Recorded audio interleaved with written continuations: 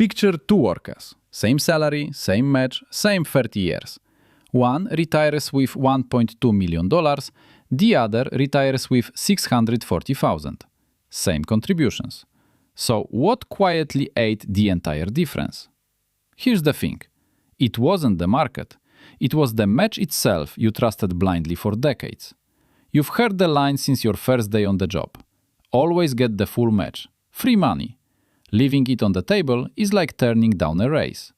Your HR rep said it. Your dad said it. Every finance creator with a ring light has said it. And it's not wrong, exactly. Just dangerously incomplete. Because here's what nobody tells you. The match feels like a gift, but for most workers, it's a leash. A very polite, very corporate, very well-disguised leash. By the end of a 30-year career, watch what happens. The average worker leaves $180,000 behind, not by skipping the match, but trusting it. Let me explain and break it down piece by piece. Once you see the mechanics, you can't unsee them. And the truth is, fixing this takes about an afternoon. Start with the dogma. The advice is everywhere. Contribute enough to get the full employer match. Treat it like a 100% guaranteed instant return. On paper, sure. If your employer drops 50 cents for every dollar, that's an instant 50% boost. If they match dollar for dollar, that's 100%. No investment on earth gives you that immediately. So of course people repeat it. It's clean, it's simple, it fits perfectly on a tiny fridge magnet. But notice what that advice doesn't say. It doesn't name a fund or fees or what happens if you leave. It doesn't say whether the match cap matches your actual retirement goal. It just says, get the match. And then the conversation ends. The HR pamphlet closes, the meeting moves on, and you think retirement is solved. Most people don't realize the match was designed by your employer, not for you, but for them. It's tax advantage for the company, it boosts retention, and it helps the plan pass federal non-discrimination testing. Those are good reasons for them. They are not reasons that line up with you actually retiring rich. The industry talks about the match like a parental hand on your shoulder. It isn't. It's a product feature. But here's the thing, the match isn't the gift you think. 3 quiet mechanics shrink it fast. Mechanic 1. Vesting. This is the rule that catches people sideways and quietly costs them thousands. When your employer contributes to your 401k, that money isn't always yours yet. It has to vest first. Some plans vest immediately, many don't. The common structure is a graded schedule, 20% each year. You're fully vested after 5 or 6 years. Others use a cliff, 0% for 3 full years. Then suddenly 100% on year 3's anniversary. Quit one day early and you walk away with nothing. Not a single dollar of the match. It evaporates back into the plan like it was never yours. Now, overlay that against how Americans actually work today. Median tenure for workers under 35 sits under 3 years. People switch jobs every 2 to 4 years. A huge chunk sprints straight at vesting cliffs and falls off them. They see the match show up on their statement. They feel rich. They move for a better title. And the match, the thing they were told was free money, quietly forfeits behind them. They never see the subtraction. The statement just stops showing it. The free money was never really theirs. Meanwhile, the average worker lives around $1,300 per year in unmatched contributions. Money simply never captured. They don't contribute enough to capture the full match. Money forfeited at the exit, money missed at the entrance. The advertised match and the actual match received are 2 very different numbers. The fund menu gets uglier. Mechanic number 2, fees. Now we are descending into the basement of this whole retirement structure. It gets worse. Your 401k doesn't sit in a magical retirement vault. It sits inside mutual funds with expense ratios. Each fund skims a tiny percentage every single year, regardless of performance. Most people don't realize this. The default option in most plans is a target date fund. Pick your retirement year, set it, and forget. The fund slowly shifts from stocks to bonds as you age.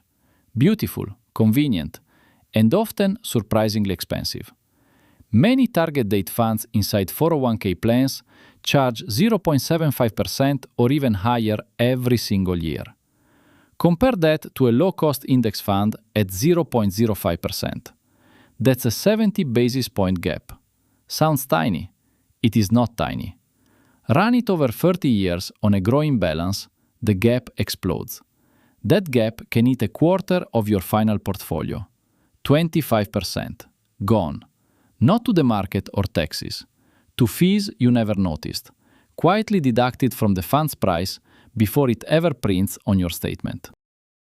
Now layer on plan administration fees, charged just for having the account, flat dollar amount or percentage of assets. Then layer on revenue sharing. Fund providers kick money back to your employer just to be on the menu.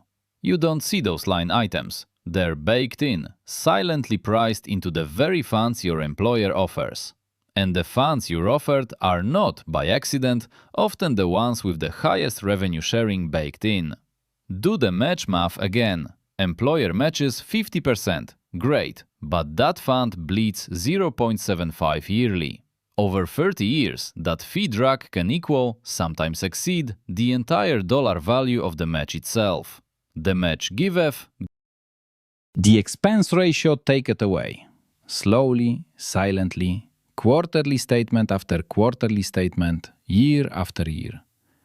Now add the behavioral trap most people fall into. Mechanic number 3, psychology. The sneakiest one of all. It doesn't live in a fee disclosure. It lives in your head. Your employer matches up to 4%, so you contribute 4%. Of course you do. You captured the match.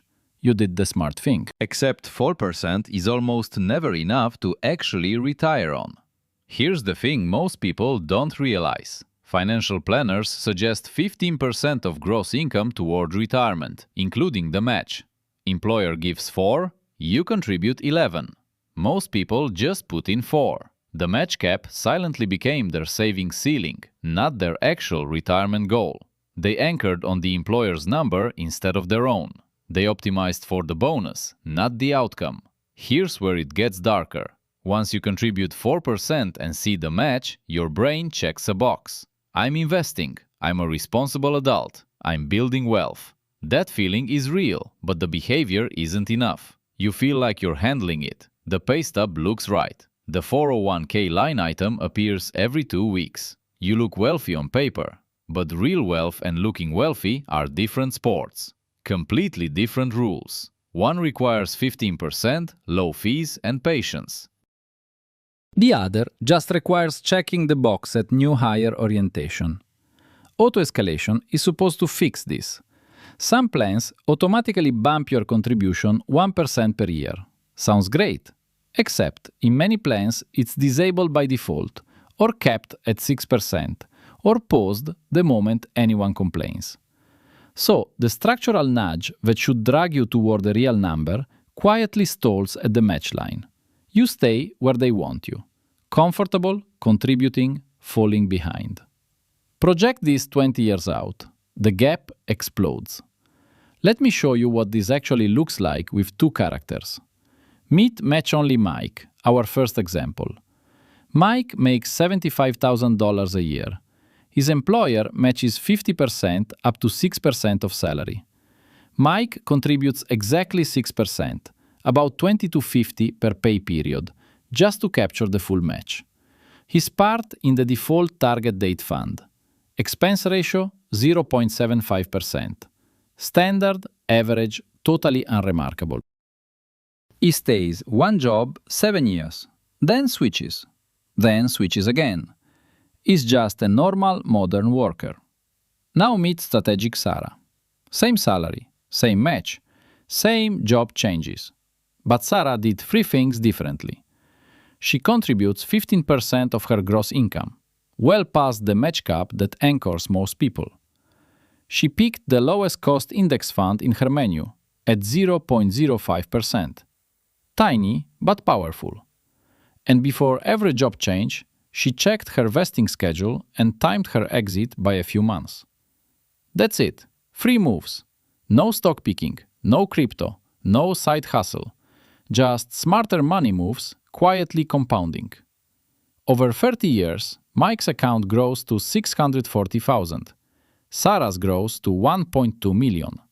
Same salary, same employer match. Almost double the outcome. So where did that massive gap actually come from? Roughly half came from contribution rate. Sarah put in more, so significantly more compounded over those 3 decades. Roughly a third came from fees. Mike's 0.75% quietly ate years and years of growth. The rest came from vesting forfeitures and small old accounts Mike forgot at former employers, sitting in bad funds. The fee drag alone equaled Mike losing several years' worth of his entire employer match. Think about that carefully. The thing he was told was free money, an equivalent amount paid back through expense ratios year after year. And vesting forfeitures? Each job change cost him part of the match he genuinely thought he had already earned. He saw it Friday. The following Friday, after notice, parts were gone, reabsorbed to reduce employer funding obligations. That's not a bug. That's the design. The total damage is bigger than most people would ever guess. For a typical American worker near the median, fees, forfeited matches, and under-contribution cost about $180,000. That's the headline. $180,000 in retirement wealth the average match-only worker quietly leaves behind. For higher earners with longer careers, that number can climb past $300,000 over a lifetime. Now, here's why this hides. Your quarterly statement only shows the balance going up, never the counterfactual. It doesn't show fees as a separate line. It hides the unvested money you forfeited at your last job. It just shows a number bigger than last quarter, and your brain says, good, working, fine, done thinking. The match isn't free.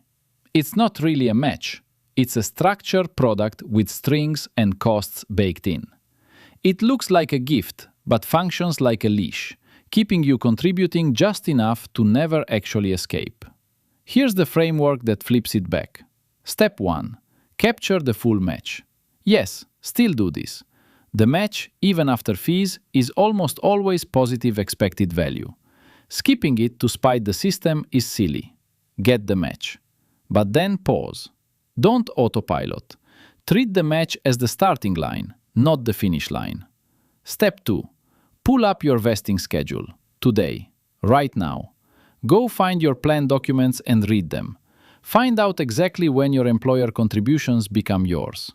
Write down the dates. This information is everything. 3 months from a cliff and thinking about a job change, those months might be worth thousands of dollars.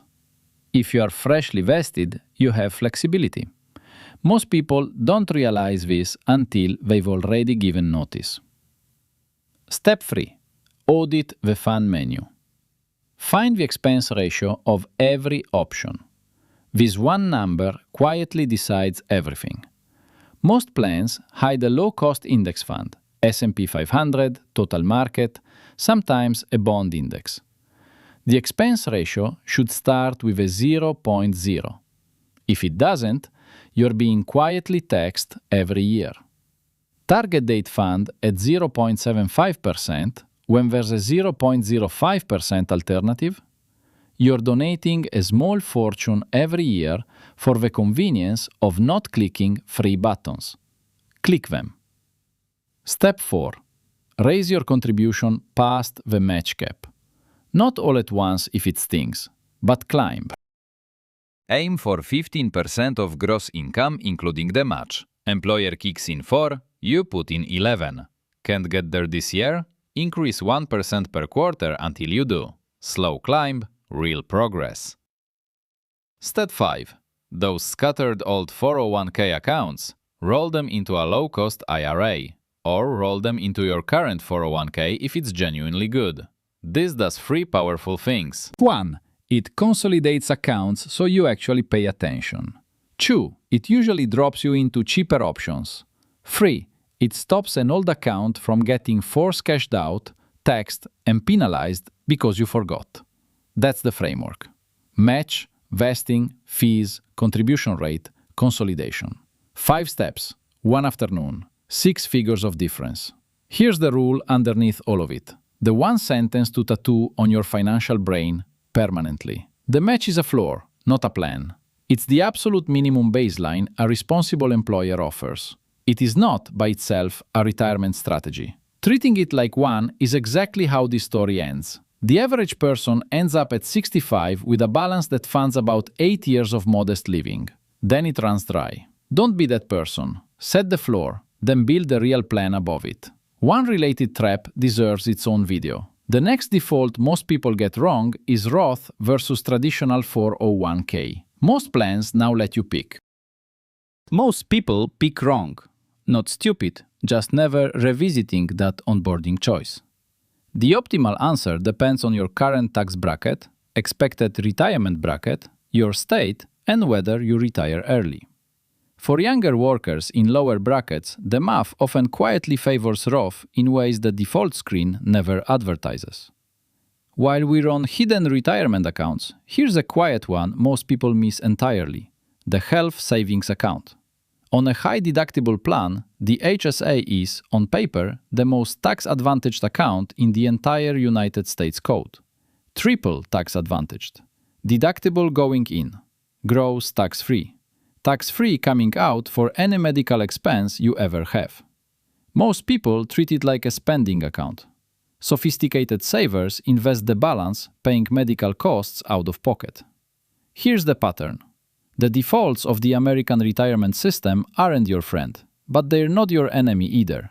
They're just defaults, set by committees, optimized for plan administration, and good enough to look responsible. Smarter money moves means questioning every default. The match cap, the target date fund, the contribution rate, the Roth toggle.